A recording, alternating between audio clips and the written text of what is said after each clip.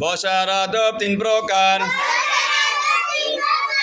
দোনো হাঁটু রাখিয়া নামাজের মতো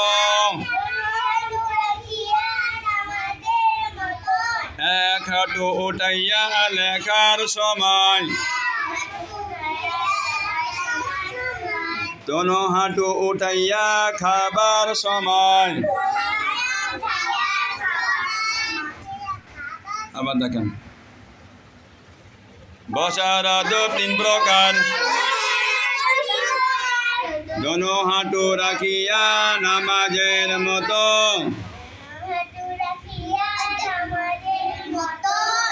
এক হাঁটু উঠাইয়া লেখার সময় দোনো হাঁটু উঠাইয়া খাবার সময় মাশাআল্লাহ মহিমাতুল উলুম নুরানী মাদ্রাসার বাচ্চারা বসার আদব শিখলো। সামনে আরও ভালো ভালো কিছু শিখাবো, আপনারা দেখবেন। আসসালামু আলাইকুম ওয়া রাহমাতুল্লাহ।